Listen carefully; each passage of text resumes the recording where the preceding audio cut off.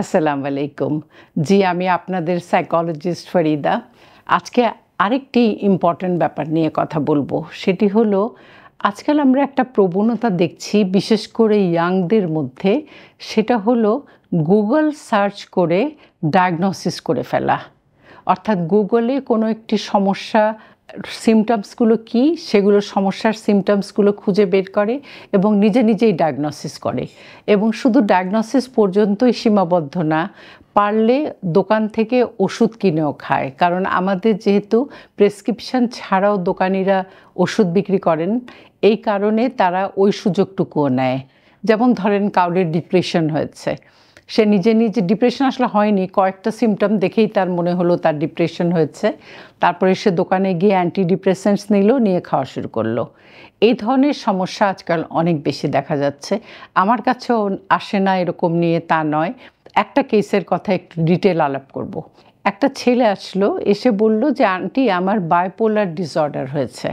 Bipolar disorder কিন্তু বেশ serious টাইপের একটা ডিসঅর্ডার। হ্যাঁ, এটার ক্ষেত্রে যেটা হয় সেটা হলো যে দুটো ফেজ দেখা যায়। একটা ফেজকে আমরা বলি ম্যানিক ফেজ, আরেকটাকে বলি ডিপ্রেশন ফেজ। অর্থাৎ একটা পিরিয়ডে তার চরম ডিপ্রেশন, আবার দেখা যাবে হয়তো 2-3 মাস পরে সে হঠাৎ করে একটা ম্যানিক ফেজে চলে গেছে, যখন সে খুব উত্তেজিত, সব কিছুতে অস্থির অস্থির ভাব, হঠাৎ করে জিনিসপত্র সব মানুষকে দিয়ে দিচ্ছে, নিজের জামা কাপড় মানুষকে দিয়ে দিচ্ছে, অতি উত্তেজনা। এটা দেখা যাবে ম্যানিক ফেজে। আর ডিপ্রেশনের ফেজে আপনারা জানেন ডিপ্রেশনের লক্ষণগুলো, কোনো কিছুই ভালো লাগছে না, খেতে ভালো লাগে না, ঘুরতে ভালো লাগে না, টিভি দেখতে ভালো লাগে না, ধর্মকর্ম করতে ভালো লাগে না। তো এই দুটো ফেজের মধ্যে সে শিফট করে। কিন্তু এই ছেলেটি এসে যখন বলল তার বাইপোলার, আমি সব শুনে টুনে যেটা বুঝলাম সেটা হচ্ছে ওর সিম্পলি মুড সুইং। এখন মুড সুইং ব্যাপারটা আমাদের মধ্যে অনেক বেশি দেখা যায়, বিশেষ করে টিন এইজে হরমোনাল চেঞ্জগুলোর কারণে এবং তারা যে ক্রাইসিসগুলোর মধ্যে দিয়ে যায় সেই সব কারণে তাদের মধ্যে অনেক সময় আমরা দেখি যে মুড সুইং দেখা যাচ্ছে। মুড সুইংটাই বা কী তাহলে? মুড সুইংটা হলো হঠাৎ করে একটা তীব্র আবেগীয় পরিবর্তন। মানে পরিবর্তনটা বেসিক্যালি আবেগীয়, কিন্তু সেটা হঠাৎ করেই হয় এবং বেশ তীব্রভাবে হয়। যেমন ধরেন একজন খুব ভালো মুডেই ছিল, আনন্দে ছিল, ভালোই ছিল, কিন্তু হঠাৎ করে দেখা গেল তার মুড অফ, তার ভালো লাগছে না কিছু, সে বিরক্ত বোধ করছে অথবা রেগে গেছে, এরকম একটা অবস্থা। এটা টিনেজারদের মধ্যে আমরা প্রায় দেখি, যেটা আগেই বললাম। এটা কি কোনো চিকিৎসাযোগ্য ব্যাপার তাহলে? যদি ওদের মধ্যে সচরাচর দেখাই যায়, তাহলে কি কেউ এটার জন্য কাউন্সিলরের কাছে আসবে?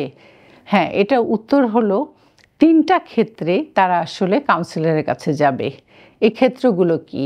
ক্ষেত্রগুলো হচ্ছে একদম প্রথমেই যেটা ঘটবে সেটা হলো যে তার মধ্যে তীব্রতা কতটুকু সেটা দেখা, দ্বিতীয় হচ্ছে সময়কাল, এবং তৃতীয় হচ্ছে ক্ষেত্র। একটু এক্সপ্লেন করি ব্যাপারগুলো। তীব্রতা মানে আপনারা বুঝতেই পাচ্ছেন যে যথেষ্ট তীব্র কি না। হালকা ধরনের পরিবর্তন যদি হয় তাহলে এটা এতটা ব্যাপার নয়, কিন্তু যদি এটা খুব তীব্র হয় তাহলে তাদেরকে সাইকোলজিস্ট বা কাউন্সিলরের কাছে আসতে হবে। আচ্ছা, তারপরেরটা হলো যে সময়কাল। সময়কালটা হচ্ছে কতদিন ধরে চলছে এটা। 2-1 দিন যদি হয়, 3-4 দিন যদি হয়, তাহলে এটা অতটা সমস্যা নয়। কিন্তু যদি এটা দেখা যায় যে 2 সপ্তাহ ধরে চলছে বা 2 সপ্তাহের বেশি হয়ে গেছে, তার প্রায় মুড সুইং করছে, ইন দ্যাট কেস আসলে এটা তার কাউন্সিলর বা সাইকোলজিস্টের কাছে যেতে হবে। ক্ষেত্রটাও আরেকটা ইম্পর্টেন্ট ব্যাপার, সেটা হলো যে কখন তার হয়, কোন ক্ষেত্রে হয়। এটা কি শুধুই বাসাতে হচ্ছে, নাকি এটা ইউনিভার্সিটিতে হচ্ছে, বন্ধু মহলে হচ্ছে, খেলা দেখতে গিয়ে হচ্ছে, টিভি দেখার সময় হচ্ছে? এটা যদি অন্যান্য সব ক্ষেত্রেই হয় তাহলে ব্যাপারটা বেশি চিন্তার। কাজের তীব্রতা যদি বেশি হয়, 2 সপ্তাহের বেশি সময় ধরে যদি চলতে থাকে, আর যদি সব জায়গাতেই তার এই মুডের চেঞ্জটা দেখা যায়, তাহলে আমরা যেটা বলবো সেটা হচ্ছে অবশ্যই আপনারা কাউন্সিলর বা কোনো সাইকোলজিস্টের কাছে আসবেন এই সমস্যা থেকে উতরানোর জন্য। ফিরে যাই ওই ছেলেটির ব্যাপারে যে বলেছিল যে বাইপোলারের ব্যাপার। এখন চিন্তা করেন যে কিন্তু এই মুড ডিসঅর্ডার থেকে বা মুড সুইং থেকে আপনার ওই বাইপোলার ডিসঅর্ডার কিন্তু অনেক সিরিয়াস অসুস্থতা, কিন্তু সে নিজেই এটা ডায়াগনোসিস করে বসে আছে, তার মন খারাপ, সে কারোর সাথে মিশছে না, বন্ধু-বান্ধবের সাথে মিশছে না, কারণ সবাই বুঝে যাবে যে আমি বাইপোলারের রোগী। এখন কি মারাত্মক চিন্তা করেন। তো আমি অবশ্য এই জন্যই বলবো, আমার ছোট বন্ধুদেরকে বলবো যে কোনোভাবেই তোমরা গুগল দেখে ডায়াগনোসিস করো না।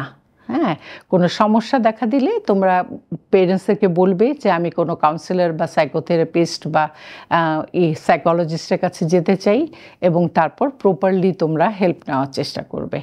আজকে এ পর্যন্ত, পরবর্তীতে আরও কোনো টপিক নিয়ে সামনে আসবো। আল্লাহ হাফেজ, ফি আমানিল্লাহ।